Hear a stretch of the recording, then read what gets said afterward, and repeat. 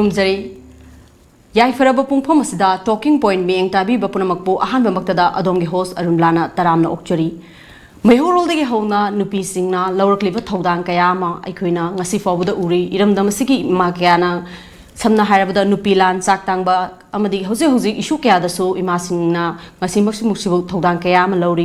hiram sigi matang da khoge ima singna haji jik leiriba issue singi matang da kari torogadi karamba firef lorogadi fagani habadu tanana bagi damak hoji akhoge studio da lengsinduna leiri ima saktak sage ahamda agi yet lomda leiriba ima se poirei leimarol apunba maira paibi love ki president elmem chowbi ima hamra maktada taram nokchuri अनिशुबदा मयाई द लेंसिन बी इमा से कंगला मैगी president इमा लाइरिक लेमनी इमा बसु खुगी स्टूडियो दा तराम ओक्सरी अदुगा अहुम सुबदा मता इथंग थंगना फंबी इमा से सिंगतम यूनाइटेड वुमेन एसोसिएशन की प्रेसिडेंट इमा माइबम पुरिमा सिनी इमा बसु खुगी स्टूडियो दा तराम ओक्सरी इमा अहुमकपु तराम ओक्सरी ngasi खुगी स्टूडियो सिदा अहानबो ओना हंजनिंगी बो हंजे हौजिक जिक लेरिबा मणिपुर की इशू सिंग सिदा तंगदु लाइता दबा सिदा करी फाउबीबगे करी मोड लेबिबगे इमा हन Hoji koi Manipur lengak tak ko koi hoji koi matam sang na 1980 lagi koi armed forces present par ek asina Manipur da pura ek asina koi mioi begi hak mangan ba koi nupi oi bi kaya am rizat mangan ki ba phargati ba khang da ba aduga koi ki pet account da marale to mi kaya ma hat na lagwa isam sing nang si bau to lai armed forces present par ek seng si bau to lak tok tri moi na tha taruk sang dok ta nang si bau to lep ta na sa tharak ba asigi matung ina koi na si koi ima sing aduga civil organization kaya na armed forces present par ek luk to ba khongjang kaya am jung sang kare jangjan kare adugi matung tarak wala hoji Bharat Sarkar amasung NHIM ga hoji framework agreement ki matang da hoji akoi gi Manipur saktam kai ba yaroi haiduna akoi gi 201 degi ampor akoi gi 201 degi akoi gi framework agreement ja Bharat Sarkar NHIM moi warisan na kare warisan ba matung da akoi hoji yang kuina sahi kuni thoirom sanaraba matungda handakta October gi kunthama thoida aroiba tanga ama pi ni haidana koi India government la doctor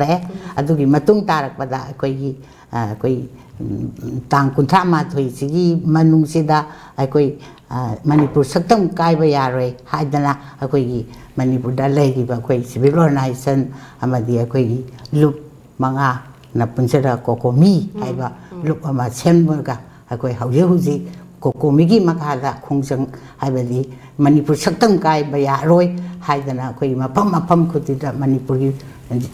area haitare Manipur pumbagi oina khongjang dharna amadi human change adi Manipur saktam kai ba yaroi na hauji mati lauriaba lauri bagi simasta madugi matung ina akoi na khongjang kaya ma ima koi bayam sina koi changjali luk phuding ma karloina na akoi Manipur saktam kai ba yaroi haibagi changjali ba ihau sigi marakta koi ima singsina su mu koi state sarkar da state ki government da koi minister da ko aduga mangoda so koi warisanare koi Manipur saktam je kai ga roibra kai roibra haibina singba koi mangoda wahong kya ima koi Manipur saktam kaheloi adu akoi thajaba piri adu aikoi su masida kai da isu mini ne isu Manipur masani ne haibage wahai kai ama ba phongdok pira abani adugi matung ina akoi maga makoi kai na ba yaroi akoi nang na dak akoi Manipur se nang na kan gadani nang na akoi isa minister sina akoi Manipur se kan gadabani natraga de akoi gidi akoi imam yam di civil so thadai mayam sina akan makhongja amuka hena hojik changi ba sidagi amuka hena khongjang changseng gani haiduna kokomi gi makhala hojik su koi kokomi ga loina na koi khongjang kayam su changsali masida kai gumba Bharat Sarkar na framework agreement da hojik manung da leriba framework agreement se hojik ayiba zero lama biuna akoi pidri bhawa zeron se pidri bhawa de akoi hanba leitana changsen gi ni aduga akoi ima mayam sing su huji leptan su kholau ka ya ma su lau ima mem jogi ne jo wa fo myam thambiri ima ajik ima lairik lim dam glak che ima haji jik lei ba fibam issue naga issue gi matang ji da kari or pe ha gi fibam de lebi gi hojik lei ba fibam sigi matang da yam na lu ba fibam ni akoi na ngasi sarkar sina matam sang na kari mata so aloi haidana khanga ga leire adubu Bharat ki woiriba ayam labina ngasi magna governor woidana nangalingi laiba ayam labina haidorok pangang thorok pada hairiba nagagi bot kharpi da yaroi haibagi pol amalai adubu ekhoina ayam labigi wase hangal handa ngangwa adubu khoi isa singnara aba matungda ikoi ko mingi isa singna Bharat ki prime minister unaba phangaktrasu home minister unarae Manipur gi kari gumba phibam mata soaloi kari mata Manipur wa haloi haibagi pol yamna thajaba sauraba koina kari gumba masigi soi tawramdai masigi pitho amdai da kari gumba piba natraga pidabda अखोई Manipur civil society Singh government मरु ओइबा सिंह कौरब मतुंगदा खनरगा तौगनी हायरगा नौरिबा इसा सिंह चलुबा मतुंगदा अखोईगी भारत सरकार की अदुगुंबा कैनोना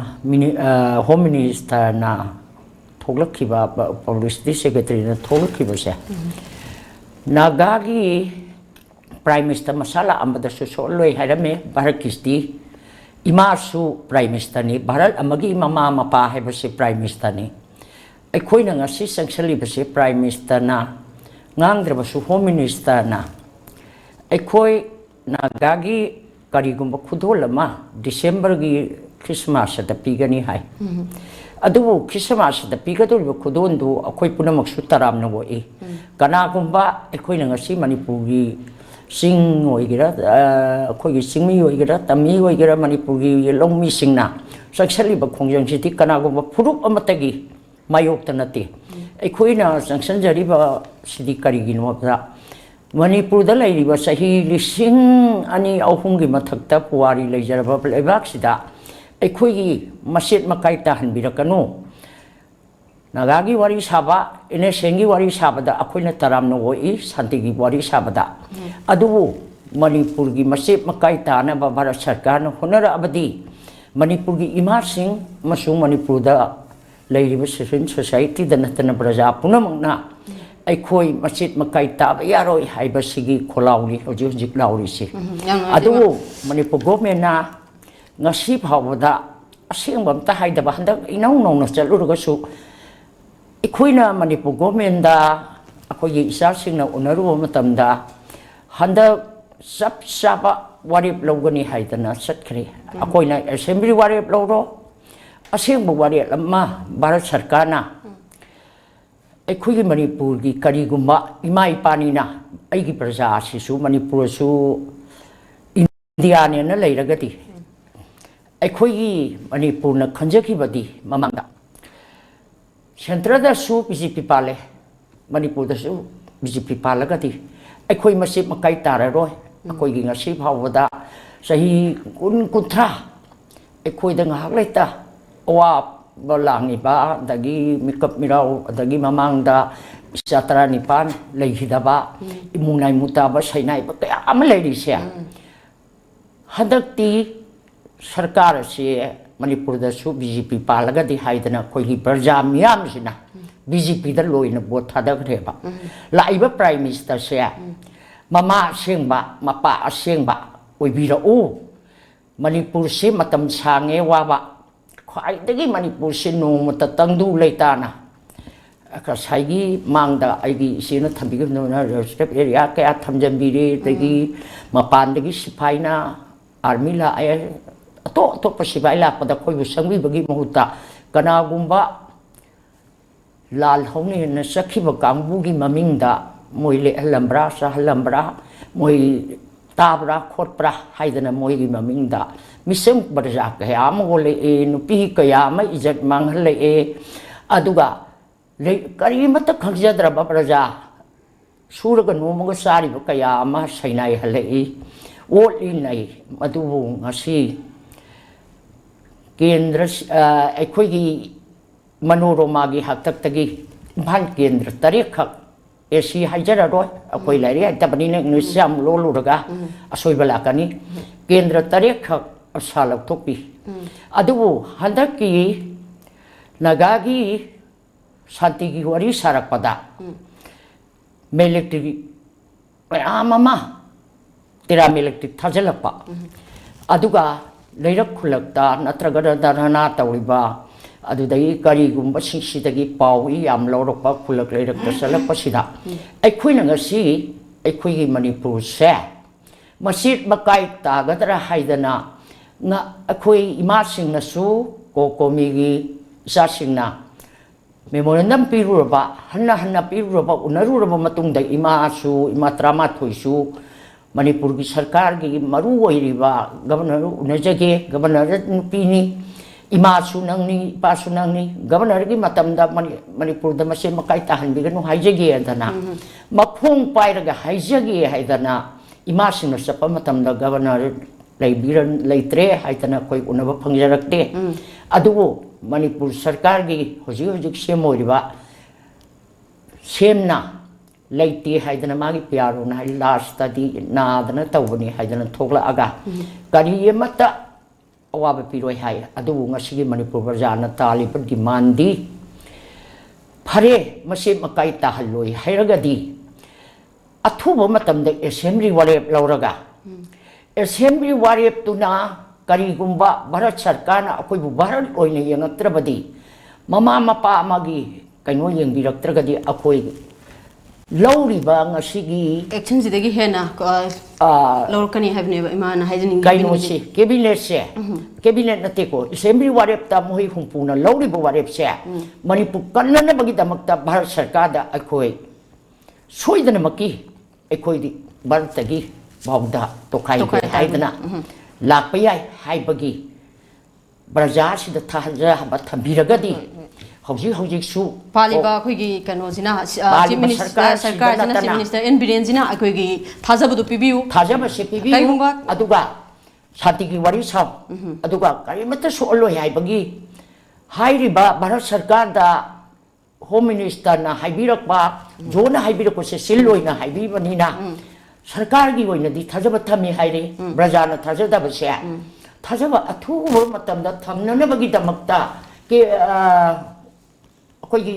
assembly warep ama kutakta lauraga brajada adugumba report amatang nang matam sang na palu adum haina palaba matungda aikoi adum warep tu matungina laksigi malai lemai wa humjamna koigi am phajari habedi thajabadu written thajabadu lijondo jaraba matungda commitment pibudu nuai jade habibune ba ado ima purima sidam laksage hojiki koigi home minister amisa ga unadana koigi chief minister ga unadana prime minister di unaba hajik schedule phangdana lerik ado home minister na masamak na koigi barbeli commitment pigre ba ko ajik che chin hai oina koigi Manipur gi interest all loi ado koi Manipur territorial integrity da sokpa kaimta kaiba por oi habaji ma high grabane ba ado si high grab tung da so koi gi opposition gi congress party ko hajik su delhi da ngasi Sonia Gandhi ga unana bagi sem sadana lairi hajik unana mani aduga koi gi kokomi gi thomi singna koi gi ai ba khuriek ama pibi deraga di koi thajaba ngamloi na hairiba sing matang da ima kai mo lebi ji home minister na koi Manipur gi alinta kai ma piroi koi so loi haina praja myam da thajaba piraga su asimak India government ga innocent ainga sanari ba wari sanakre waroi sin purakre haibasu akoina taba phangjare aduga sanari ba wari ase kari no haibadumadi akoina hanna hangjadana lakraba wahangni si wahang sigi sanari ba wari se si akoida khangan biu adu orgadi akoi thajaba jo koi thajajage aduga sina maram warkanda khangandaba sina maram warkanda akoi Manipur gi praja myam da yamna singnahan ba tangdu leita daba कोई प्रजा से अखोई की मणिपुर की इंट्रीगिटी से सोइदन कायबा याब वाफम यावरंगनी हाइबा मयाम अमखक मनुंगदा फुम्मगा लैरे हाइबसे अखोई प्रजा मयाम सिना अखोइना खंजरे अदो अखोई मणिपुर सिदा इंडिया गवर्नमेंट सिना हजन हजन असुक सांगबा अखोइना अखोइसी तसेंग हुजी हुजी आई इसाजी सही हुमद्रा हुमदोइ सुजरे अखोइना हेक खंगपदगी मणिपुर प्रजा सिंजे अमुक्ता तंगदु लैताना लैबसे अखोइना हजिकी तौरिबा नागा इशु 1997 दगिने बसै हजिंग असि 2019 सही कुनगनि थोइ सुराबने होय अदुगा अहानबदसु एस यामना खंगदे मसी प्रजा सिंसिना को दाबी क्या तानबसे अखोइ इंडिया गवर्नमेंट सिना अखोई मणिपुर की वासे इता ताबी निंगदबा हाइबदि मखोई अखोइसी मखोई खुबाम नुंगदा अखोई चल्ले अखोई इंडिया दा अखोइसी मणिपुर सी तिनग्रे को तिनग्रबा मतुंग सिदगी थोलकलिबा ओइरकलिबा मणिपुर दा अवाबा कया मन नंगइबा मसीगी फिबम सिदा हौजा थेंगांग कयानिको कोई जेसीएलपी की मतंगदा अखोई हाना लैजरमबा अखोई कइनो लाइरी हैतमनिना याम ngang हैजदे अदुबु अखोइगी अहानबददी मी टॉप चंगप यादबगी कइनो सि लैरमनि हाय अदुबु मखोइना लौतुनरगा हाइबा तारे मणिपुर दा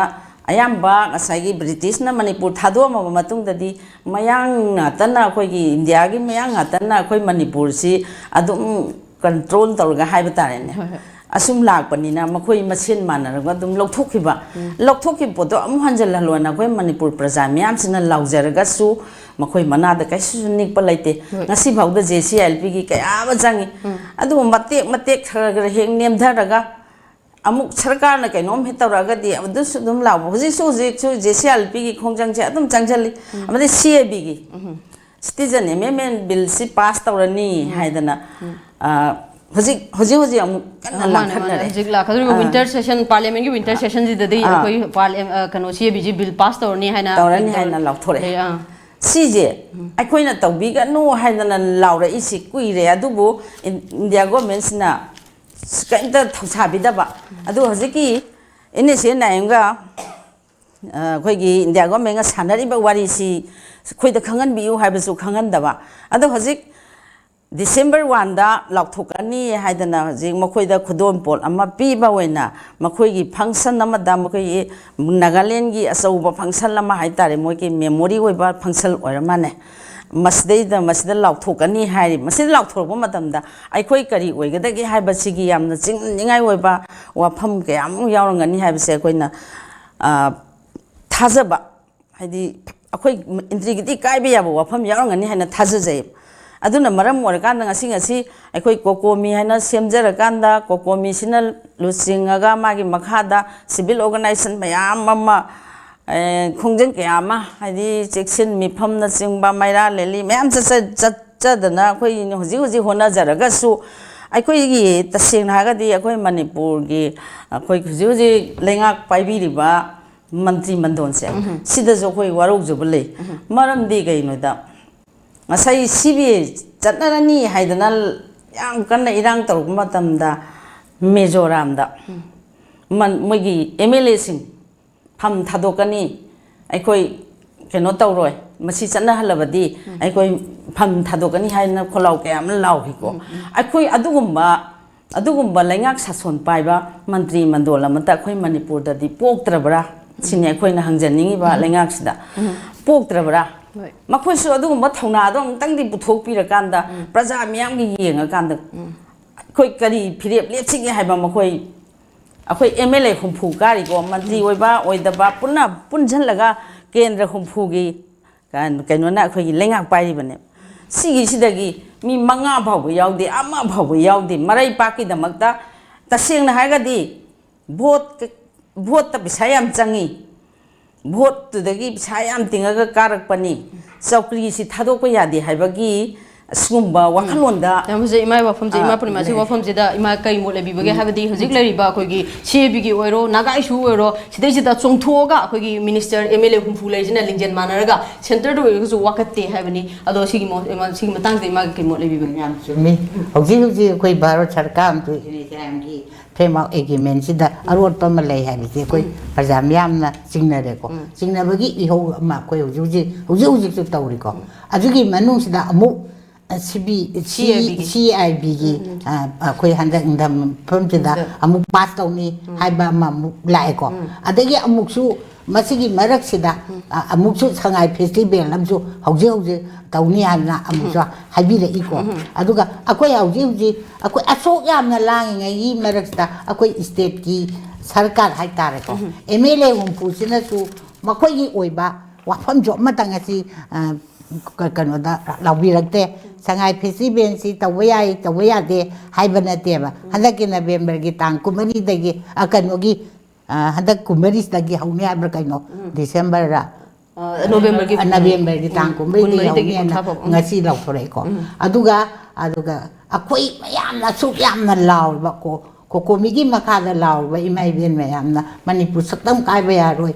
hai na law ngai sira mu CAB si mu chan na ba mu la kan da da me pam mu taw ne mo hai ga le masigi mafam ja mu sangai festival ju jok se le aduga akoi si tumin na la akoi je but ne na parja mayam je but ni mo di paisa na lai ba yai ga akoi di paisa pam de su pam de akoi Manipur saktam kan ba pam me ma akoi ko aduna akoi Manipur da lai ba MLA pu se gyan tawi hau moina lawam thui loina na akoi chief minister na ayak sidopi ge Manipur saktam je kai ra ga de ima akoi iramdam gi damak da mak chibi ge ai gi bani aduna mak se hauji mateng leina minister ama oina mak na akoi Manipur lengak se ngal ni loina na hauji akoi CBA sadab su ya roi hanagi elomi kan ga da bani aduga sengai festival ju akoi tawba pandri akoi Manipur kai ruidabo orgadi festival je chamrak tawba ya Manipur saktam kai na matang je sana chade sinima meaning ji adu Manipur saktam kai tawba ning law ga sinma na sangai festival CBA CAB chana hani elomi kan dori bra Manipur kai ka dai lei dori ge Manipur saktam kai ba yaroi hai ba se ma khoi chief minister ama oina ma khau pong na ma na sibige haina haigi ba dugna ai iramdam gi dam da thawai thadokani hai bani na ma ki changen se imam mayam da biheningi manungi phema agreement da yaur ba cheron do adu so sini hai ba se ta haningi nan stakeholder mayam ama chu change huji kan congress ki ama chu change asok yam na change ngai sida akoi na Manipur da akoi gi handak Nagaland da lakthokadori ba se masi athuba tam da khoi parja myam da khanganingi hai ba wafam se tamamge hauji koi MLA humpu chief minister na akan ba thodang Manipur se kai da na ba gi damak tam moi thodang chawba ma ya bam thoi koi gi di hai sini ji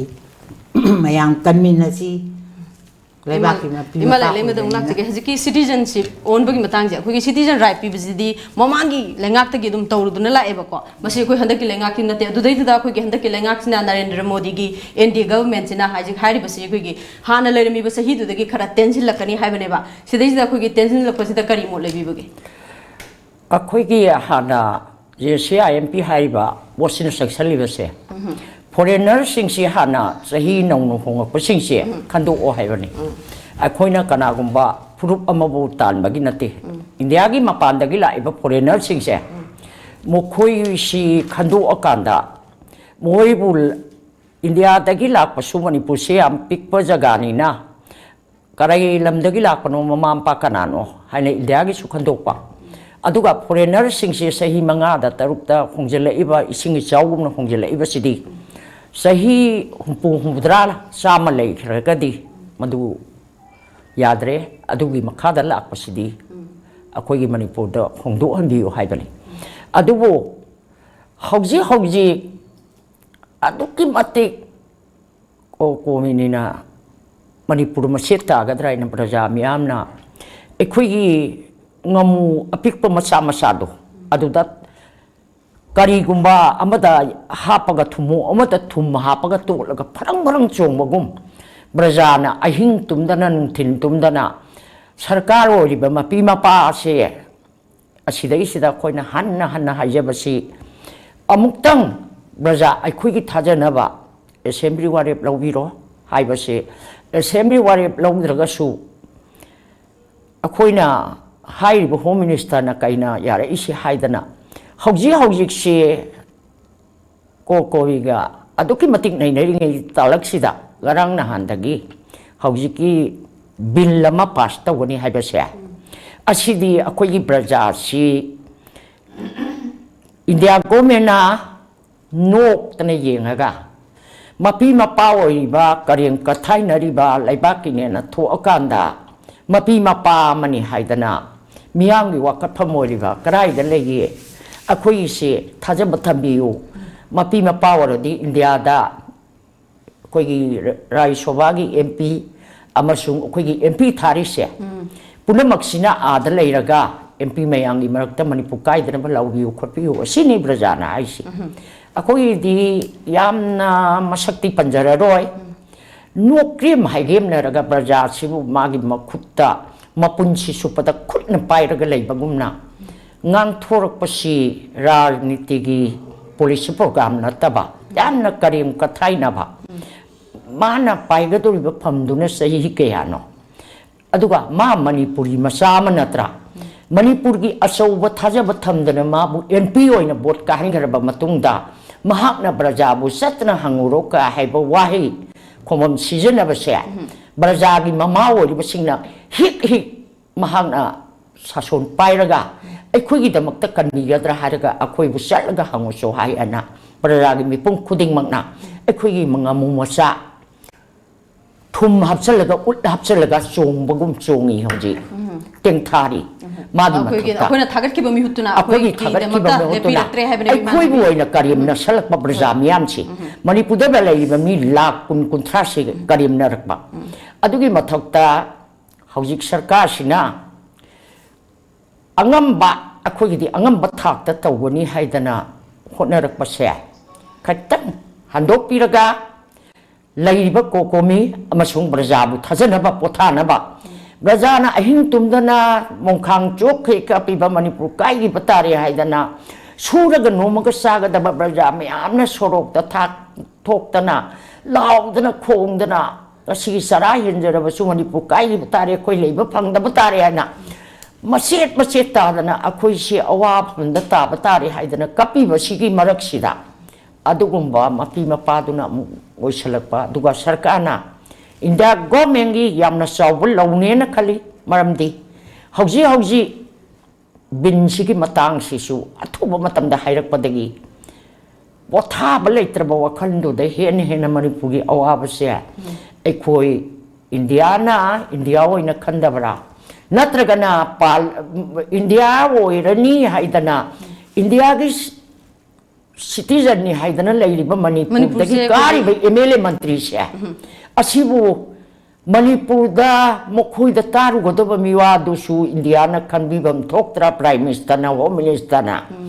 ꯍꯧꯖꯤꯛ ꯃꯈꯣꯏꯒꯤ ꯁꯨꯞꯅꯝ ꯁꯥꯁꯣꯟꯗ ꯃꯅꯤꯄꯨꯔ ꯀꯥꯏꯅꯅꯕ ꯍꯣꯠꯅꯔꯛꯄ ꯕꯤꯟ pass ꯇꯧꯅꯕ ꯍꯣꯠꯅꯔꯛꯄꯗ BJPꯒꯤ ꯑꯩꯈꯣꯏꯒꯤ ꯄꯥꯔꯇꯤꯅꯤ ꯍꯥꯏꯗꯅ ꯅꯨꯡꯁꯤꯔꯤꯕ ꯂꯩꯔꯤꯕ ꯏꯆꯥꯁꯤꯡꯁꯤꯁꯨ ꯃꯈꯣꯏꯒꯤꯗꯃꯛꯇ ꯀꯞꯄꯤꯗꯕ ꯉꯝꯗꯦ ꯃꯃꯥ ꯑꯃ ꯑꯣꯏꯅ ꯇꯦꯡꯊꯥꯔꯤ ꯅꯈꯣꯏ ꯀꯔꯤ ꯊꯣꯛꯀꯅꯤ ꯉꯁꯤꯗꯤ ꯅꯈꯣꯏꯒꯤ ꯅꯄꯥ ꯑꯣꯏꯔꯤꯕ ꯄ꯭ꯔꯥꯏꯝ ꯃꯤꯅꯤꯁꯇꯔꯅ ꯍꯣꯝ ꯃꯤꯅꯤꯁꯇꯔꯅ ꯅꯣꯏꯒꯤꯗꯃꯛꯇ ꯀꯔꯤꯃꯠꯇ ꯌꯦꯡꯕꯤꯔꯛꯇ꯭ꯔꯒ ꯅꯈꯣꯏꯅ ꯃꯔꯩ ꯇꯧꯗꯅ ꯈꯨꯝꯗꯅ ꯂꯩꯕꯁꯦ ꯅꯣꯏ ꯃꯥꯡꯕ ꯇꯥꯔꯦ ꯃꯅꯤꯄꯨꯔꯗ ꯃꯥꯡꯕ ꯅꯠꯇꯅ ꯅꯣꯏꯁꯨ ꯀꯔꯤ ꯊꯣꯛꯑꯒ ꯕꯥ ꯍꯥꯏꯗꯅ ꯏꯃꯥꯁꯤꯡꯅ ꯇꯦꯡꯊꯥꯏ ꯃꯣꯏꯒꯤꯗꯃꯛꯇ ꯅꯨꯡꯁꯤ ꯏꯃꯥ ꯂꯥꯏꯔꯤꯛ ꯃꯩ ꯋꯥꯐꯝꯁꯤꯁꯨ ꯌꯥꯝꯅ ꯑꯗꯨꯅ ꯅꯨꯡꯁꯤꯅꯤꯡꯉꯥꯏ ꯑꯣꯏꯔꯤꯅꯤ ꯑꯩꯈꯣꯏꯅ ꯊꯥꯒꯠꯈꯤꯕ ꯃꯌꯥꯝꯗꯨꯅ ꯁꯦꯟꯇꯔꯗꯒꯤ ꯑꯩꯈꯣꯏ ꯃꯤꯔꯥꯏꯔꯛꯑꯦꯕ ꯑꯩꯈꯣꯏꯕꯨ ꯍꯟꯅ ꯌꯦꯡꯕꯤꯔꯛꯇꯦ ꯃꯣꯏꯅ ꯃꯤꯔꯥꯏꯔꯒꯁꯨ ꯃꯅꯤꯄꯨꯔꯗ ꯄꯣꯛꯄ ꯃꯆꯥꯅꯤ ꯃꯣꯏꯒꯤꯗꯃꯛꯇꯗꯤ ꯑꯩꯈꯣꯏꯅ ꯅꯨꯡꯁꯤꯕ ꯉꯝꯃꯤ ꯃꯣꯏꯅꯗꯤ ꯃꯅꯤꯄꯨꯔ ꯏꯃꯥ ꯂꯩꯕꯥꯛꯁꯦ ꯏꯃꯥ ꯂꯩꯕꯥꯛꯀꯤ ꯂꯩꯍꯥꯎꯅ ꯆꯥꯎꯔꯕ ꯆꯍꯤ ꯂꯤꯁꯥꯡꯁꯤꯅ ꯂꯩꯔꯕ ꯑꯩꯈꯣꯏꯅ ꯃꯄꯤ ꯃꯄꯥ ꯑꯣꯏꯔꯒ ꯏꯃꯥ ꯂꯩꯕꯥꯛꯁꯦ ꯁꯥꯟꯇꯤ ꯑꯣꯏꯍꯟꯅꯦꯅ ꯆꯠꯄꯒꯤ ꯃꯍꯨꯠꯇ ꯊꯨꯝ ꯍꯥꯞꯆꯤꯜꯂꯒ ꯑꯩꯈꯣꯏꯕꯨ ꯃꯅꯤꯄꯨꯔ ꯄ꯭ꯔꯖꯥꯁꯤꯕꯨ ꯆꯣꯡꯉꯒ ꯀꯩꯗꯧꯉꯩ ꯃꯥꯡꯈꯤꯒꯗꯧꯒꯦ ꯀꯩꯗꯧꯉꯩ ꯊꯋꯥꯏ ꯂꯥꯟꯗꯧꯒꯦ ꯍꯥꯏꯗꯅ ꯆꯣꯡꯗꯅ ꯂꯩꯔꯤꯕꯁꯦ ꯃꯈꯣꯏꯒꯤ ꯃꯆꯥ ꯑꯣꯏꯅ ꯊꯥꯔꯛꯏꯕꯁꯤꯗꯤ ꯌꯥꯎꯔꯣꯏꯗꯕ꯭ꯔꯥ BJP ꯁꯔꯀꯥꯔ ꯄꯥꯏꯔꯤꯕ BJPꯒꯤ karmi mayam sidi akoina songi basi saruk sida moi gi masa masu moina nungsi ana bot karaga ada Delhi da kaura ngang biri ba adugo Bharat Sarkar gi Prime Minister na marai ani longdana mapi ama Bharat ki mapa ma woi batargadi Bharat Sarkar gi mama su oiba mapa su oiba Prime Minister na marai ani longdana Manipur bu masih makai tanah bertugai lah abah Manipur bu mang nana batana na awa potha halaktra batara di malemiam na Bharat tugai bani hai basya aku ina haidra ka sum malemiam na laur kata ba mali Bharat Sarkar na munna khandiyo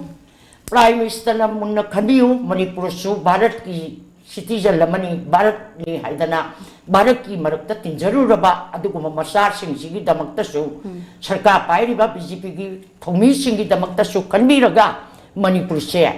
ingna tapna leiba shanti oin pa leiba ama wei hanbiyo haidana Prime Minister gi maphamda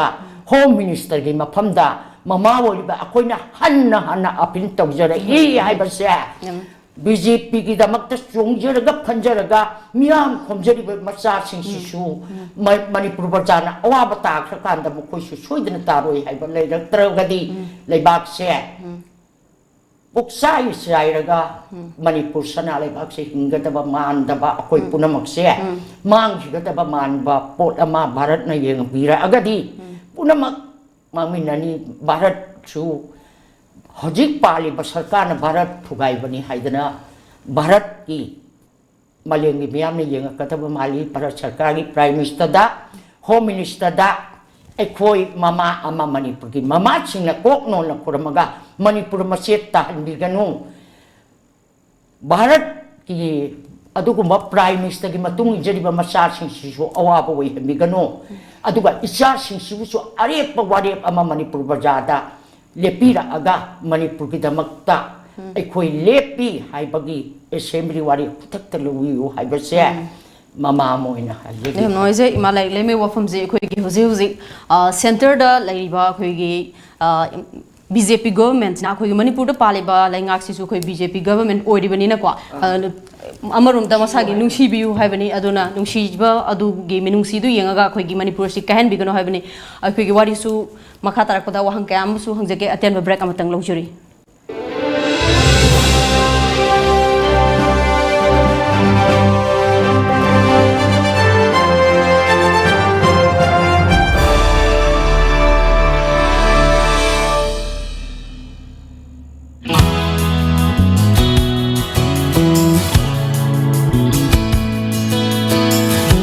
Manipur da ihan hanbo oina lamjingba jewelry na market ta phangba sana mayam sigi quality check tawbagi khudong chaba pijari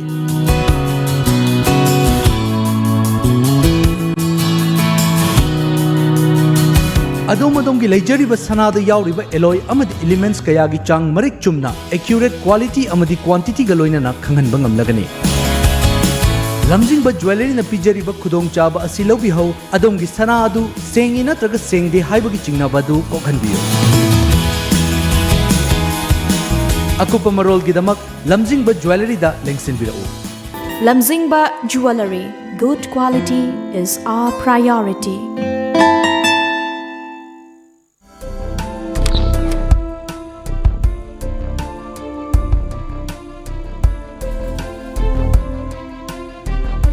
Iramdam da fangba polam singna iramdam asimakta da sajaba kangla gi polam sing fangbiragani luhong panthana lakpada miyam gi damak leizare leima kabok loinana luhong bagi yakhanaba discount su izari akupa marol gi damak contact obiu 8131877217 natraga 9612056941 kangla kabok chabiu yamna hawbani kangla leima kabok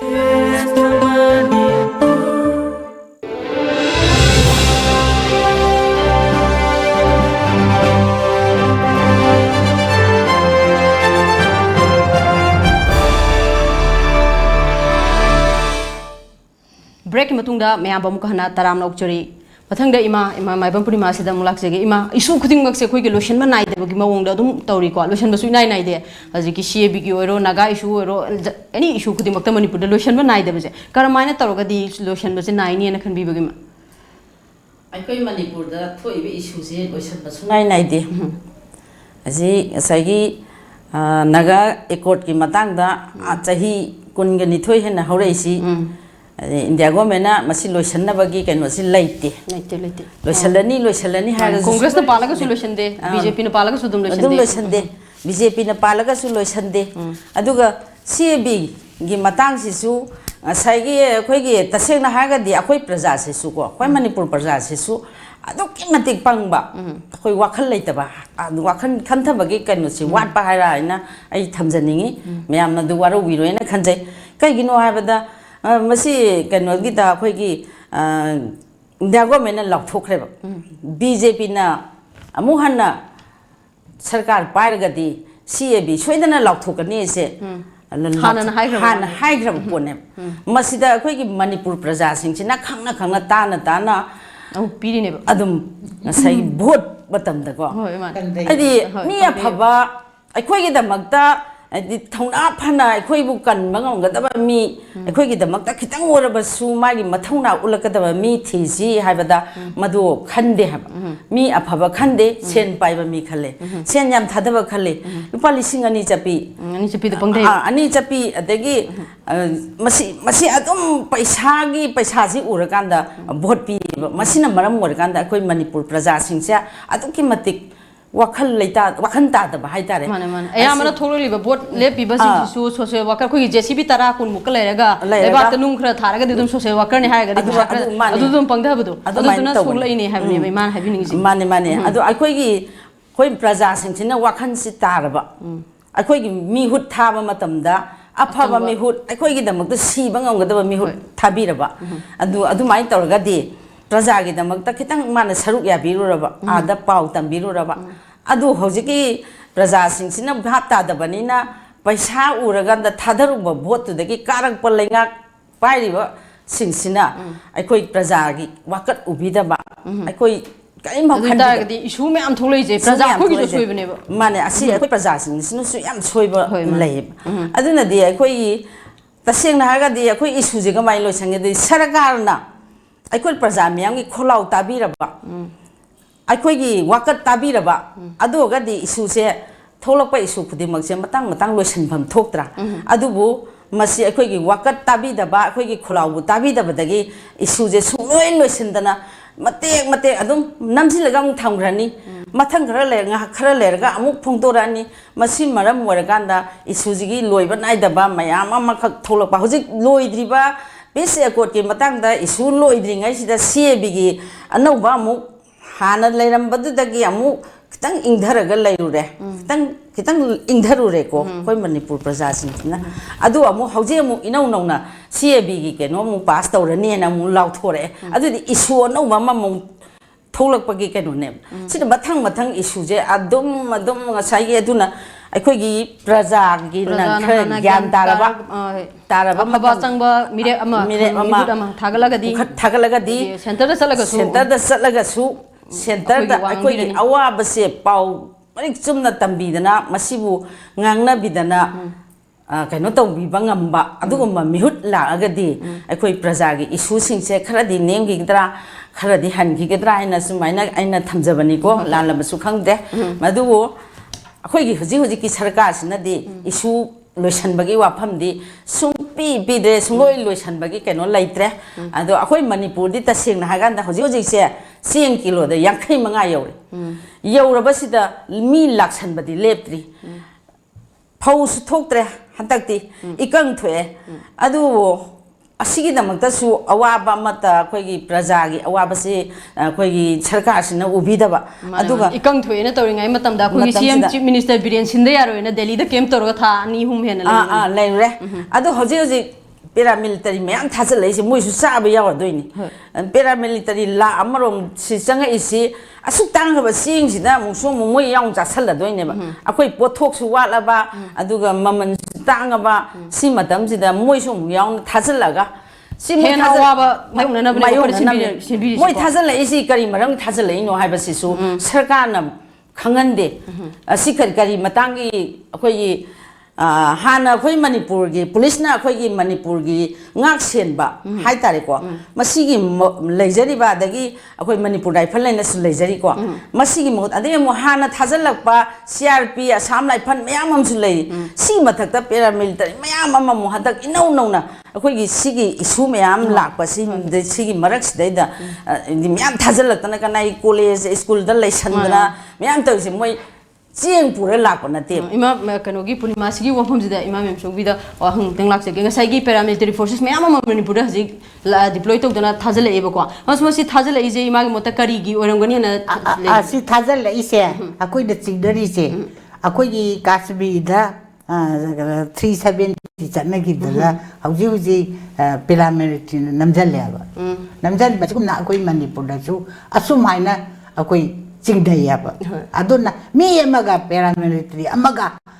ꯒꯤ ꯚꯥꯞꯅꯦꯕ ꯃꯣꯏꯅ ꯉꯁꯤ ꯊꯥꯖꯤꯜꯂꯛꯏꯁꯦ ꯑꯩꯈꯣꯏ ꯂꯩꯔꯛ ꯈꯨꯜꯂꯛ ꯑꯩꯈꯣꯏꯒꯤ ꯂꯝꯕꯤ ꯊꯣꯡ ꯖꯒꯥ ꯈꯨꯗꯤꯡꯃꯛꯇ ꯃꯣꯏꯅ ꯂꯩꯇꯕ ꯂꯩꯇ꯭ꯔꯦꯕ ꯀꯩꯒꯨꯝꯕ ꯙꯔꯅꯥ ꯐꯝꯃꯁꯨ ꯃꯈꯣꯏꯅ ꯃꯨꯟꯅ ꯌꯦꯡꯁꯤꯜꯂꯛꯄ ꯈꯣꯠꯆꯜꯂꯛꯄ ꯀꯩꯒꯨꯝꯕ ꯀꯩꯅꯣꯝ ꯂꯥꯎꯔꯁꯨ ꯃꯣꯏꯗ ꯑꯩꯈꯣꯏꯒꯤ ꯏꯁꯇꯦꯠ ꯁꯔꯀꯥꯔ ꯂꯩꯅ ꯑꯩꯈꯣꯏꯒꯤ ꯑꯩꯈꯣꯏ ꯊꯅꯥ ꯍꯥꯏꯇꯥꯔꯦ ꯁꯤꯕꯥꯏ ꯍꯥꯏꯇꯥꯔꯦ ꯃꯣꯏꯁꯤꯅ ꯉꯥꯛꯑꯝꯕꯗꯒꯤ ꯃꯣꯏꯁꯨ ꯌꯥꯎꯁꯜꯂꯛꯏꯅꯦꯕ ꯆꯤꯡꯅꯅꯤꯡꯉꯥꯏꯁꯦ ꯑꯗꯨꯝ ꯐ꯭ꯔꯦꯝꯋꯥꯔꯛ ꯑꯦꯒ꯭ꯔꯤꯃꯦꯟꯒꯤ ꯑꯩꯈꯣꯏꯒꯤ ꯃꯅꯨꯡꯗ ꯉꯁꯥꯏ ꯑꯆꯨꯝꯕ ꯑꯃ ꯃꯣꯏꯒꯤ ꯑꯔꯣꯟꯕ ꯑꯦꯖꯦꯟꯗꯥ ꯑꯃ ꯂꯩꯔꯤꯁꯦ ꯃꯁꯤ ꯁꯦꯡꯉꯦꯕ ꯑꯩꯈꯣꯏꯅ ꯆꯤꯡꯅꯩꯕ ꯀꯣꯀꯣꯃꯤꯅ ꯂꯧꯔꯤꯕ ꯊꯧꯗꯥꯡꯁꯦ ꯃꯁꯤ ꯆꯨꯝꯃꯦꯅ ꯂꯧꯋꯦꯕꯀꯣ ꯑꯗꯨꯅ ꯑꯩꯈꯣꯏ ꯄꯦꯔꯥꯃꯤꯂꯤꯇꯔꯤ ꯃꯌꯥꯝ ꯑꯃ ꯆꯥꯔꯦ ꯉꯁꯥꯏ ꯍꯥꯏꯔꯤꯀꯣ ꯃꯥꯅ ꯑꯗꯨꯏ ꯃꯊꯛꯇ ꯑꯩꯈꯣꯏꯒꯤ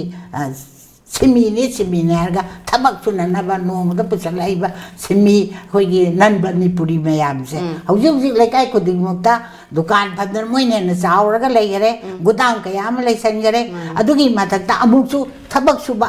ꯂꯦꯕꯔꯒꯤꯅꯦ ꯍꯥꯏꯗꯅ ꯑꯃꯨꯛꯁꯨ ꯑꯩꯈꯣꯏꯒꯤ ꯒꯥꯔꯤ ꯂꯥꯛꯄꯁꯤꯗ ꯄꯨꯔꯛꯏꯑꯕ ꯅꯣꯡꯃꯒꯤ ꯂꯦꯞꯄ ꯂꯩꯇꯅ ꯑꯁꯤꯁꯨ ꯆꯥꯔꯤꯅꯦꯕ ꯚꯥꯔꯠ ꯁꯔꯀꯥꯔꯅ ꯑꯩꯈꯣꯏ ꯃꯅꯤꯄꯨꯔꯁꯦ ꯁꯨꯡꯅꯃꯛꯁꯤꯗꯤ ꯑꯋꯥꯡ ꯅꯣꯡꯄꯣꯛꯇ ꯂꯩꯔꯤꯕ ꯃꯅꯤꯄꯨꯔ ꯍꯥꯏꯁꯦ ꯚꯥꯔꯠ ꯁꯔꯀꯥꯔ ꯃꯣꯗꯤ ꯁꯔꯀꯥꯔꯅ ꯀꯔꯤꯝꯇ ꯅꯨꯡꯁꯤꯗꯦ ꯍꯥꯏꯕꯁꯦ ꯑꯩꯈꯣꯏ ꯊꯥꯖꯕ ꯊꯝꯃꯦꯕ ꯑꯗꯨꯕꯨꯗꯤ ꯑꯩꯈꯣꯏ ꯍꯟꯗꯛꯀꯤ ꯃꯅꯤꯄꯨꯔ ꯁꯛꯇꯝꯁꯤꯗ ꯀꯩꯒꯨꯝꯕ ꯀꯥꯔꯕꯗꯗꯤ ꯑꯩꯈꯣꯏ ꯁꯤꯚꯤꯜ ꯋꯥꯔ ꯍꯥꯏꯇꯥꯔꯦꯀꯣ ꯃꯅꯤꯄꯨꯔꯅ ꯑꯍꯨꯝꯁꯨꯕ ꯅꯨꯄꯤ ꯂꯥꯟ ꯅꯠꯇ꯭ꯔꯒ ꯁꯤꯚꯤꯜ ꯋꯥꯔꯗꯦ ꯁꯣꯏꯗꯅ ꯊꯣꯛꯂꯛꯀꯅꯤ ꯑꯩꯈꯣꯏ ꯏꯔꯝꯗꯝ ꯀꯟꯗꯕ ꯌꯥꯗꯦ ꯏꯃꯥ ꯁꯣꯟꯈ꯭ꯔꯕ ꯑꯩꯈꯣꯏ ꯀꯩꯁꯨ ꯄꯥꯏꯕ ꯑꯩꯈꯣꯏ ꯏꯔꯝꯗꯝ ꯀꯟꯅꯦꯕ ꯊꯥꯗꯣꯛꯀꯅꯦꯕ ꯑꯗꯨꯅ ꯑꯩꯈꯣꯏꯒꯤ ꯂꯩꯉꯥꯛ ꯑꯩꯈꯣꯏꯒꯤ ꯃꯅꯤꯄꯨꯔ ꯂꯩꯉꯥꯛ ꯑꯩꯈꯣꯏꯒꯤ ꯋꯥꯈꯜ ꯃꯨꯟꯅ ꯈꯜꯍꯟꯅꯤꯡꯉꯤ ꯑꯩꯈꯣꯏ ꯃꯅꯤꯄꯨꯔ ꯀꯟꯖꯦ ꯍꯥꯏꯔꯗꯤ ꯑꯩꯈꯣꯏ ꯏꯔꯥꯡꯁꯦ ꯊꯣꯛꯇ꯭ꯔꯤꯉꯩꯗ ꯍꯥꯟꯅ ꯏꯃꯥ ꯃꯌꯥꯝꯁꯦ ꯃꯁꯤꯗꯤ ꯋꯥꯈꯜ ꯑꯗꯨꯅꯤ ꯑꯍꯥꯟꯕ ꯅꯨꯄꯤ ꯂꯥꯟ ꯏꯕꯦꯝꯃ ꯀꯣ ꯑꯅꯤꯁꯨꯕ ꯅꯨꯄꯤ ꯂꯥꯟ ꯀꯩꯁꯨ ꯅꯠꯇꯕ ꯁꯔꯀꯥꯔꯅ ꯕꯪꯒ꯭ꯂꯣ ꯃꯩ ꯊꯥꯕꯒꯤꯗꯃꯛꯇꯅꯤ ꯑꯍꯥꯟꯕ ꯅꯨꯄꯤ ꯂꯥꯟ ꯑꯩꯈꯣꯏ ꯂꯦꯕꯔ ꯇꯧꯕ ꯌꯥꯔꯣꯏꯅ ꯏꯃꯥꯁꯤꯡꯗ ꯔꯧꯈꯤꯕ ꯑꯅꯤꯁꯨꯕ ꯅꯨꯄꯤ ꯂꯥꯟꯗꯗꯤ ꯆꯦꯡ ꯇꯥꯡꯕ ꯑꯗꯨ ꯆꯦꯡ ꯇꯥꯡꯕꯗꯨꯁꯨ ꯑꯩꯈꯣꯏꯒꯤ ꯄꯣꯠꯊꯣꯛ ꯂꯩꯅ ꯃꯄꯥꯟꯗ ꯆꯦꯡ ꯊꯥꯈꯤꯕꯒꯤ ꯊꯤꯡꯕ ꯑꯗꯨꯅ ꯍꯧꯖꯤꯛꯅ ꯃꯄꯥꯟꯗꯩ ꯆꯦꯡ ꯂꯥꯛꯑ ꯆꯥꯕ ꯁꯤꯗ ꯁꯤꯗꯗꯤ ꯑꯩꯈꯣꯏ ꯃꯅꯤꯄꯨꯔꯁꯦ ꯑꯗꯨꯛꯀꯤ ꯃꯇꯤꯛ ꯏꯃꯥ ꯃꯌꯥꯝꯅ ꯃꯇꯦꯡ ꯂꯩꯅ ꯂꯥꯟ ꯊꯦꯡꯅꯈꯤ ꯑꯗꯨꯅ ꯏꯃꯥꯁꯤꯡꯗꯨꯒꯤ ꯃꯇꯨꯡ ꯏꯟꯅ ꯉꯁꯤꯁꯨ ꯑꯩꯈꯣꯏ ꯈꯨꯟꯅꯥꯏꯁꯤꯗ ꯑꯩꯈꯣꯏ ꯍꯧꯔꯛꯏꯕ ꯏꯃꯥ ꯃꯌꯥꯝꯁꯦ ꯏꯆꯨꯝ ꯆꯨꯝꯗ ꯑꯩꯈꯣꯏꯁꯦ ꯂꯥꯜꯍꯟꯕꯤꯒꯅꯨ ꯐꯖꯅ ꯋꯥꯈꯜ ꯇꯥꯅ ꯋꯥꯔꯤ ꯁꯥꯟꯅꯃꯤꯟꯅꯕꯅꯤ ꯑꯗꯨꯅ ꯍꯧꯖꯤꯛ ꯑꯩꯈꯣꯏꯁꯨ ꯂꯦꯞꯄꯤ ꯃꯣꯗꯤꯅ ꯀꯧꯔꯦ ꯑꯩꯈꯣꯏ ꯉꯥꯡꯒꯦ ꯑꯩꯈꯣꯏ ꯏꯪꯂꯤꯁ ꯍꯩꯇꯁꯨ ꯉꯥꯡꯒꯦ ꯃꯤꯇꯩꯔꯣꯟ ꯉꯥꯡꯒ ꯍꯟꯗꯣꯛꯄ ꯑꯗꯨꯕꯨ ꯑꯩꯈꯣꯏꯒꯤ ꯃꯅꯤꯄꯨꯔꯒꯤ MLA ꯃꯟꯇ꯭ꯔꯤꯁꯤꯡꯁꯦ ꯏꯪꯂꯤꯁ ꯍꯩꯇꯕꯅꯔ ꯈꯪꯗꯦꯅꯦ ꯑꯩꯈꯣꯏ ꯂꯥꯏꯔꯤꯛ ꯂꯣꯜ ꯍꯩꯇꯕꯅꯔ ꯁꯦꯟꯇꯔꯗ ꯋꯥ ꯉꯥꯡꯕ ꯉꯝꯗꯦ ꯍꯥꯏꯕ ꯑꯗꯨꯒꯤ ꯑꯥꯗꯒꯤ ꯄꯥꯔꯂꯥꯃꯦꯟ ꯆꯠꯈꯤꯕ ꯑꯩꯈꯣꯏꯒꯤ ꯀꯩꯅꯣꯗꯣ ꯑꯅꯤꯗꯣ ꯀꯔꯤ ꯍꯥꯏꯅꯤ ꯑꯩꯈꯣꯏꯒꯤ MP ꯑꯅꯤꯗो MP ꯑꯅꯤꯁꯦ ꯂꯥꯏꯔꯤꯛ ꯍꯩꯇꯔꯕ꯭ꯔꯥ ꯍꯥꯏꯕ ꯏꯪꯂꯤꯁ ꯉꯥꯡꯕ ꯍꯩꯇꯕ꯭ꯔꯣ ꯏꯪꯂꯤꯁ ꯉꯥꯡꯕ ꯍꯩꯇ꯭ꯔꯒ ꯀꯩꯗꯧꯕꯩ ꯚꯣꯠ ꯀꯥꯔꯤꯅꯣ ꯃꯅꯤꯄꯨꯔꯒꯤ ꯍꯤꯁꯇ꯭ꯔꯤ ꯈꯪꯗꯅ ꯚꯣꯠ ꯀꯥꯍꯟꯅꯤꯡꯗꯦ ꯑꯩꯈꯣꯏꯗꯤ ꯃꯅꯤꯄꯨꯔ ꯍꯤꯁꯇ꯭ꯔꯤ ꯃꯅꯤꯄꯨꯔ ꯀꯟꯕ ꯉꯝꯕ ꯅꯨꯄꯥ ꯑꯃꯇꯪ ꯆꯣꯡꯊꯣꯛꯄ ꯑꯗꯨꯗꯤ ꯑꯩꯈꯣꯏ ꯏꯃꯥ ꯃꯌꯥꯝꯅ ꯊꯧꯅꯤꯖꯅꯤ ꯑꯗꯨꯒ ꯑꯩꯈꯣꯏ ꯍꯧꯖꯤꯛ ꯂꯩꯉꯥꯛꯁꯤꯅ ꯑꯩꯈꯣꯏ ꯏꯔꯝꯗꯝ ꯏꯃꯥꯁꯤꯡꯁꯤꯅ ꯀꯩꯅꯣꯁꯤꯡ ꯉꯁꯤ ꯑꯩꯈꯣꯏꯅ TOMTVꯗ ꯑꯩꯈꯣꯏ ꯉꯁꯤ ꯋꯥꯔꯤ ꯁꯥꯖꯕ ꯐꯪꯖꯕꯁꯤꯗ ꯃꯅꯤꯄꯨꯔꯗ ꯑꯣꯏꯔꯛꯀꯗꯧꯕꯁꯤꯗ ꯏꯃꯥꯁꯤꯡꯁꯤꯗ ꯃꯅꯤꯄꯨꯔꯁꯦ ꯑꯗꯨꯛꯀꯤ ꯃꯇꯤꯛ ꯏꯔꯝꯗꯝ ꯃꯅꯤꯄꯨꯔ ꯅꯨꯡꯁꯤꯕꯒꯤꯗꯃꯛꯇꯅꯤ ꯏꯃꯥꯁꯤꯡꯁꯤꯅ ꯉꯁꯤꯃꯛꯁꯨ ꯑꯩꯈꯣꯏ ꯂꯦꯞꯇꯅ ꯆꯪꯁꯤꯟꯅꯅꯕ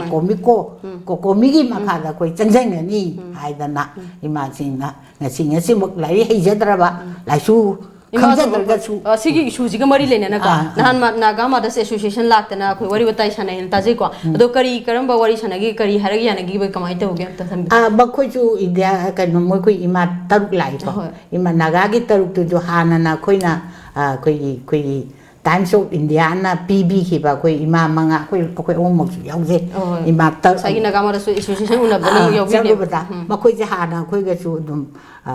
ꯃꯔꯨꯞ ꯑꯣꯏꯅꯈꯔꯦ ꯑꯩꯈꯣꯏꯒꯤ ꯉꯁꯥꯏꯒꯤ ꯇꯥꯏꯝꯁ ꯑꯣꯐ ꯏꯟꯗꯤꯌꯥ ꯑꯁꯣꯀꯥ ꯍꯣꯇꯦꯜꯗ ꯑꯩꯈꯣꯏꯒꯤ ꯄ꯭ꯔꯥꯏꯖ ꯑꯃ ꯑꯩꯈꯣꯏꯒꯤ ꯄꯤꯕꯤꯌꯦꯕ ꯑꯩꯈꯣꯏ ꯇꯥꯏꯝꯁ ꯑꯣꯐ ꯏꯟꯗꯤꯌꯥꯅ ꯑꯩꯈꯣꯏꯒꯤ ꯏꯟꯗꯤꯌꯥ ꯄꯨꯝꯅꯃꯛꯀꯤ ꯁꯤꯟꯃꯤ ꯂꯧꯃꯤ ꯁꯤꯟꯃꯤ ꯑꯩꯈꯣꯏ ꯃꯅꯤꯄꯨꯔꯒꯤ ꯁꯛꯅꯥꯏꯕ ꯑꯩꯈꯣꯏ ꯏꯟꯗꯤꯌꯥꯒꯤ ꯁꯛꯅꯥꯏꯕ ꯃꯌꯥꯝ ꯑꯃ ꯑꯁꯣꯀꯥ ꯍꯣꯇꯦꯜꯗ ꯑꯩꯈꯣꯏꯒꯤ ꯃꯇꯝꯗꯨꯒꯤ ꯑꯩꯈꯣꯏꯒꯤ ꯄ꯭ꯔꯁꯤꯗꯦꯟꯅ ꯄ꯭ꯔꯥꯏꯖ ꯄꯤꯕꯗꯨꯗ ꯃꯣꯏꯁꯦ ꯈꯪꯅꯈꯤꯕꯅꯦꯕ ꯑꯗꯨ ꯑꯣꯏꯅ ꯉꯍꯥꯟꯗꯤ ꯑꯩꯈꯣꯏ ꯂꯣꯏꯅꯕꯁꯦ ꯌꯥꯝꯅ ꯍꯥꯟꯅ ꯈꯪꯅꯈꯤꯕꯒ ꯑꯣꯏꯅ ꯃꯈꯣꯏꯅ ꯃꯄꯤ ꯇꯥꯔ ꯀꯞꯄꯦ ꯃꯈꯣꯏꯅ ꯑꯩꯈꯣꯏ ꯃꯅꯤꯄꯨꯔ ꯈꯪꯗꯦ ꯑꯩꯈꯣꯏ ꯃꯅꯤꯄꯨꯔꯗꯃꯛꯇ ꯑꯩꯈꯣꯏꯁꯨ ꯑꯩꯈꯣꯏ ꯏꯔꯝꯗꯝ ꯀꯟꯅꯅꯕꯒꯤꯗꯃꯛꯇ ꯑꯩꯈꯣꯏꯁꯨ ꯉꯁꯤ ꯄꯤꯁ ꯇꯣꯛ ꯍꯥꯏꯇꯥꯔꯦ ꯃꯣꯏꯅ ꯂꯥꯛꯑꯝꯃꯤꯁꯦ ꯑꯩꯈꯣꯏ ꯅꯨꯡꯁꯤ ꯆꯥꯟꯅꯅ ꯂꯩꯃꯤꯟꯅꯁꯤ ꯃꯣꯏꯗꯤ ꯏꯪꯂꯤꯁꯅꯤ ꯑꯩꯈꯣꯏꯗꯤ ꯃꯩꯇꯩꯔꯣꯟꯅꯤ ꯃꯣꯏꯅ ꯉꯥꯡꯉꯝꯕꯗ ꯑꯩꯈꯣꯏꯒꯤ ꯀꯩꯅꯣꯅ ꯍꯟꯗꯣꯛꯄꯗ ꯑꯩꯈꯣꯏꯁꯨ ꯏꯔꯝꯗꯝ ꯃꯅꯤꯄꯨꯔ ꯅꯨꯡꯁꯤꯕꯒꯨꯝꯅ ꯑꯩꯈꯣꯏ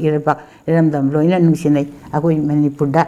ꯑꯩꯈꯣꯏ ꯏꯃꯥ ꯏꯄꯥ ꯑꯃꯇꯒꯤ ꯃꯆా ꯑꯣꯏꯅ ꯑꯩꯈꯣꯏ ꯄꯨꯟꯅ ꯅꯨꯡꯁꯤꯅꯁꯤ ꯑꯩꯈꯣꯏꯅꯁꯨ ꯍꯥꯏ ꯃꯣꯏꯅꯁꯨ ꯍꯥꯏ ꯏꯃꯥ ꯑꯩꯈꯣꯏ ꯄꯤꯁꯅꯤ ꯂꯥꯟ ꯅꯠꯇꯦ ꯄꯤꯁꯅꯤ ꯍꯥꯏ ꯑꯗꯨ ꯃꯅꯤꯄꯨꯔꯗ ꯑꯩꯈꯣꯏꯅ ꯍꯧꯖꯤꯛ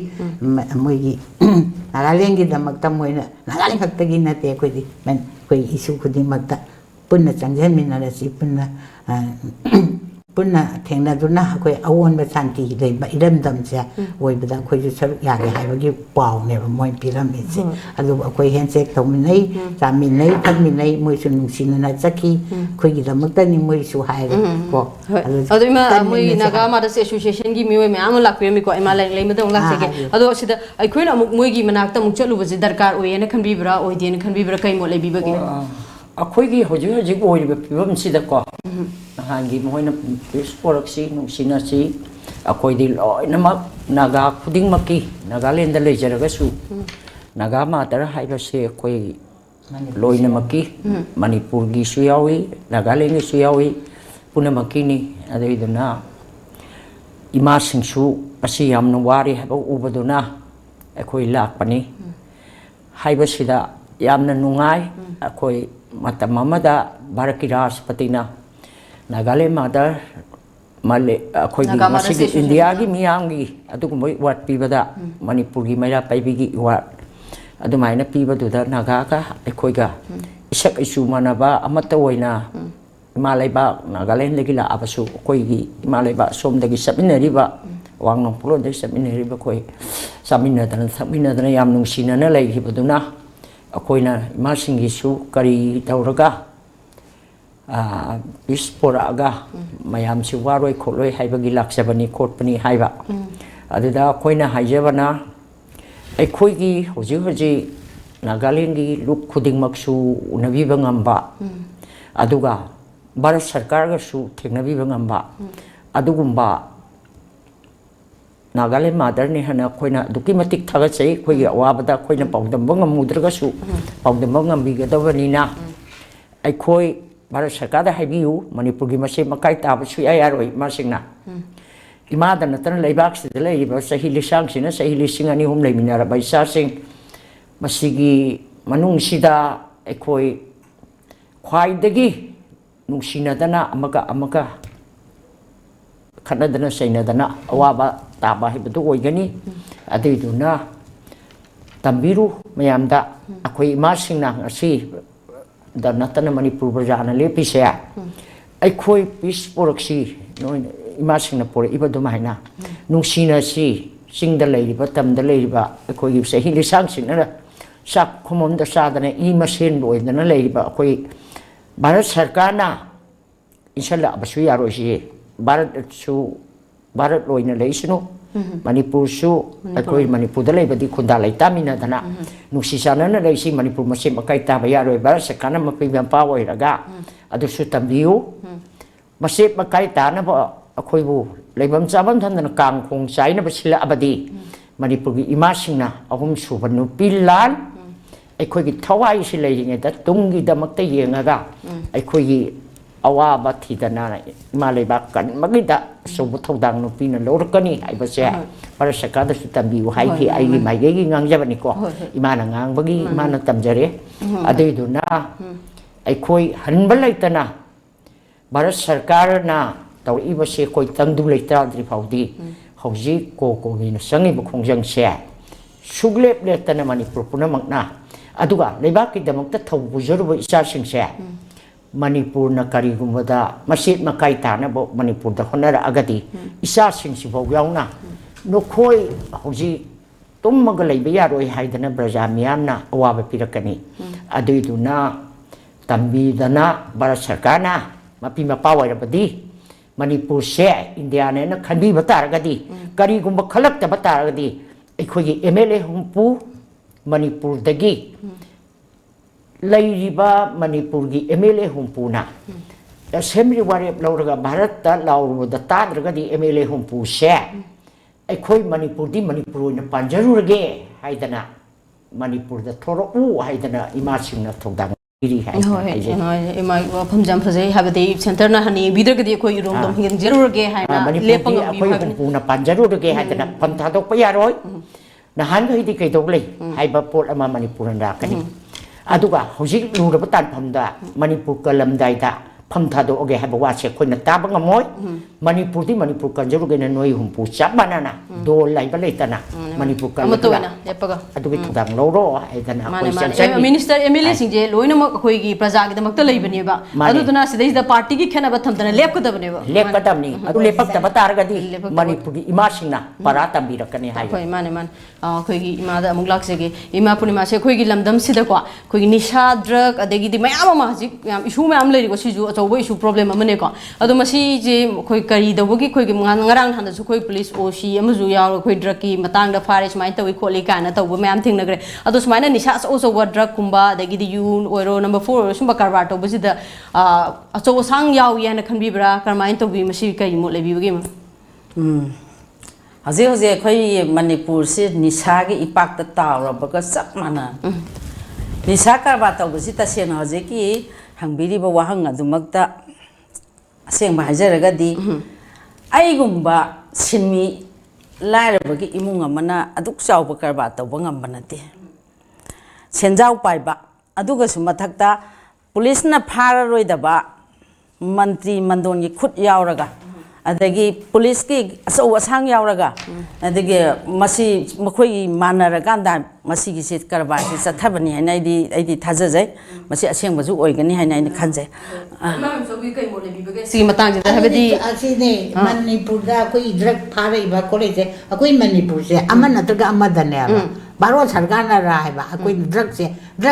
army captain bauna bok drug pusale palenga phagi do man man captain ne kari chaudhuri bra army kari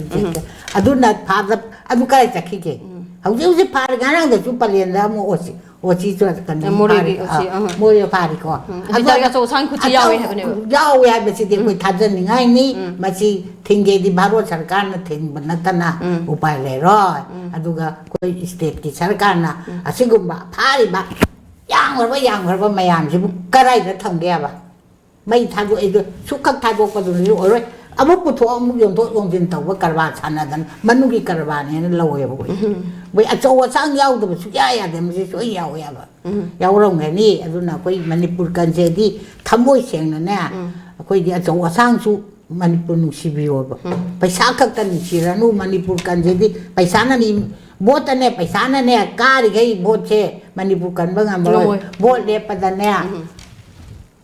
akoi parjana mai da makta ching chak thin se ba achum puthor ka do mi du mana yen ba na ta ba mana la lising ani lising changwa chapi lising chapi de yen dai charu akoi mayam na ne la ra ba magi bot achum puthor ka do ba parja akoi na ne magi dam da ching ju pi chi hawai ju pi chi chini ju kat se ba achum ba ngak na ba dam achum ba do akoi mayam na ya ba ma thagat se ba na sunata na kai sunata dika kar ko tok salam ga bo le be ka adari English hai tre ngang ba hai tam na handak Manipur ba gi se lari hai ta ba history khang da na moi na wa ngang ba hai tam da gi Manipur ma nga le ba ꯑꯗꯣ ꯑꯩꯈꯣꯏ ꯊꯃꯣꯏꯁꯦ ꯌꯥꯝ ꯁꯦꯡꯅꯅꯦ ꯊꯕꯛ ꯇꯧꯃꯤꯟꯅꯁꯤ ꯏꯃꯥ ꯏꯔꯝꯗꯝ ꯅꯨꯡꯁꯤꯁꯤ drug ꯇꯧꯕꯗ ꯑꯩꯈꯣꯏꯒꯤ ꯗ꯭ꯔꯛꯁꯦ ꯇꯧꯔꯤꯕ ꯑꯩꯈꯣꯏ ꯑꯆꯧ ꯑꯁꯥꯡ ꯊꯤꯕꯤꯒꯅꯨ ꯑꯆꯧ ꯑꯁꯥꯡ ꯊꯤꯕꯤꯔꯅꯨ MLA ꯃꯟꯇ꯭ꯔꯤ ꯊꯤꯔꯨꯔꯅꯨ ꯗ꯭ꯔꯛ ꯑꯣꯏꯅ ꯅꯤꯁꯥ ꯑꯣꯏꯔꯣ ꯐꯥꯕꯨ ꯐꯥꯗꯦ ꯐꯥꯕꯤꯔꯗꯤ ꯃꯃꯥꯡꯗ ꯆꯍꯤ ꯑꯁꯨꯛ ꯄꯅꯤꯁ ꯄꯤꯈ꯭ꯔꯦ ꯆꯍꯤ ꯑꯁꯨꯛ ꯄꯤꯈ꯭ꯔꯦ ꯑꯗꯨ ꯑꯆꯨꯝꯕꯗꯣ ꯄ꯭ꯔꯖꯥ ꯃꯤꯌꯥꯝ ꯃꯃꯥꯡꯗ ꯑꯗꯨꯅꯦ ꯈꯔ ꯑꯗꯨ ꯐꯥꯔꯦ ꯍꯥꯏꯔ ꯀꯗꯥꯏ ꯂꯩꯈ꯭ꯔꯒꯦ ꯑꯗꯨ ꯐꯥꯔꯦ ꯀꯗꯥꯏ ꯂꯩꯒꯦ ꯀꯔꯤꯕ ꯗꯟꯗꯤ ꯄꯤꯔꯒꯦ ꯀꯔꯝꯕ ꯆꯍꯤ ꯀꯌꯥ ꯇꯧꯈ꯭ꯔꯒꯦ ꯂꯩꯁꯥꯡꯁꯤꯡꯅ ꯐꯥꯔꯛꯏꯕ ꯃꯌꯥꯝꯁꯦ ꯃꯈꯣꯏꯅ ꯑꯃꯨꯛꯇꯪ ꯂꯥꯎꯊꯣꯛꯄꯤꯔꯛꯎ ꯗꯟꯗꯤꯗꯣ ꯑꯗꯨ ꯑꯩꯈꯣꯏ ꯄ꯭ꯔꯖꯥ ꯄꯦꯜꯂꯒꯦ ꯍꯧꯖꯤꯛꯇꯤ ꯃꯅꯨꯡ ꯁꯔꯀꯥꯔ ꯌꯥꯎꯔꯦ ꯍꯥꯏ ꯃꯈꯣꯏ ꯁꯔꯀꯥꯔꯁꯦ ꯑꯩꯈꯣꯏꯒꯤ ꯁ꯭ꯇꯦꯠ ꯁꯔꯀꯥꯔꯁꯨ ꯑꯁꯣꯝꯒꯤ ꯏꯟꯗꯤꯌꯥ ꯁꯔꯀꯥꯔꯁꯨ ꯌꯥꯎꯔꯦꯅ ꯑꯗꯨꯝ ꯆꯤꯡꯅꯩ ꯌꯥꯝ ꯅꯨꯡꯉꯥꯏꯖꯩ ꯏꯃꯥ ꯑꯍꯨꯝ ꯂꯦꯡꯕꯤꯔꯛꯇꯅ ꯑꯩꯈꯣꯏꯒꯤ ꯏꯃꯥ ꯄꯣꯏꯔꯩ ꯃꯔꯣꯜ ꯑꯄꯨꯟꯕ ꯃꯩꯔꯥ ꯄꯥꯏꯕꯤꯒꯤ ꯏꯃꯥ ꯑꯦꯜ ꯃꯦꯝꯆꯧꯕꯤ ꯄ꯭ꯔꯁꯤꯗꯦꯟ ꯀꯣ ꯑꯗꯒꯤꯗꯤ ꯑꯩꯈꯣꯏ ꯀꯪꯂꯥꯃꯩꯒꯤ ꯄ꯭ꯔꯁꯤꯗꯦꯟ ꯏꯃꯥ ꯂꯥꯏꯔꯤꯛ ꯂꯩꯃ ꯂꯦꯡꯕꯤꯔꯛꯇꯅ ꯑꯗꯒꯤꯗꯤ ꯆꯤꯡꯇꯝ ꯌꯨꯅꯥꯏꯇꯦꯠ ꯋꯨꯃꯦꯟꯁ ꯑꯦꯁꯣꯁꯤꯌꯦꯁꯟꯒꯤ ꯄ꯭ꯔꯁꯤꯗꯦꯟ ꯏꯃꯥ ꯃꯥꯏꯕꯝ ꯄꯨꯔꯅꯤꯃꯥꯁꯤ ꯂꯦꯡꯕꯤꯔꯛꯇꯅ ꯉꯁꯤ ꯍꯤꯔꯝ ꯀꯌా ꯑꯃ ꯈꯟꯅꯕꯒꯤ ꯇꯥꯟꯖꯥ ꯑꯗꯨ ꯐꯪꯉꯤ ꯑꯗꯨꯕꯨ ꯉꯁꯤ ꯑꯩꯈꯣꯏꯒꯤ ꯃꯇꯝꯁꯤ ꯈꯤꯇꯪ ꯇꯦꯟꯁꯤꯜꯂꯛꯄꯅꯀꯣ ꯃꯇꯨꯡꯗ ꯑꯃꯨꯛ ꯈꯨꯗꯣꯡꯆꯥꯕ ꯑꯗꯨ ꯂꯧꯖꯒꯦ ꯉꯁꯤ ꯑꯩꯈꯣꯏꯅ ꯅꯩꯅꯔꯤꯕ ꯍꯤꯔꯝꯁꯤꯅ ꯄꯨꯔꯛꯏꯕꯁꯤ ꯑꯩꯈꯣꯏꯒꯤ ꯑꯆꯨꯝꯕ ꯀꯦꯟꯗꯤꯗꯦꯠ ꯑꯃ ꯈꯟꯕ ꯃꯇꯝꯗ ꯄꯩꯁꯥꯗ ꯆꯠꯀꯨꯝꯁꯤ ꯍꯥꯏꯕꯁꯤꯗ ꯃꯌꯥꯝꯅ ꯄꯨꯊꯣꯛꯅꯤꯡꯉꯤꯕ ꯋꯥꯐꯝꯁꯤ ꯁꯤꯅꯦꯕꯀꯣ ꯑꯗꯣ ꯉꯁꯤꯒꯤꯗꯃꯛꯇꯗꯤ ꯇꯣꯀꯤꯡ ꯄꯣꯏꯟ ꯃꯤꯠꯌꯦꯡ ꯇꯥꯕꯤꯕ ꯄꯨꯝꯅꯃꯛꯄꯨ ꯑꯃꯨꯛꯀ ꯍꯟꯅ ꯑꯔꯨꯟ ꯂꯥꯅ ꯈꯨꯔꯨꯝꯖꯔꯤ